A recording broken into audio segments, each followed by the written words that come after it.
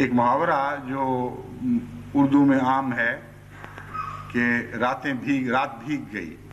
میں ہمیشہ رمضان کے اس عشرے میں داخل ہوتے وقت جماعت کو یاد کرایا کرتا ہوں کہ اس عام محاورے کا معنی تو یہ ہے کہ رات کا وہ حصہ آ گیا جس میں شبنم پڑنے لگتی ہے، یعنی رات گہری ہو گئی اور اپنے دوسرے دور میں داخل ہو گئی اور شبنم کے ذریعے راتیں بھیگتی ہیں. لیکن جماعت احمدیہ کو یاد رکھنا چاہیے کہ رمضان مبارک کے آخری عشرے میں تمام عالم میں مسلمانوں کے آنسوؤں سے یہ راتیں بھیگتی ہیں. یہ باہر کی شبنم نہیں ہے، یہ دل کے اندر سے پیدا ہونے والی شبنم. یہ وہ بخارات ہیں جو آنکھوں سے آنسو بن کے برستے ہیں، جو مومن کی راتوں کو بھگو دیتے ہیں. بس اس عشرے کا حق ادا کریں اور اپنی راتوں کو بھگوئیں.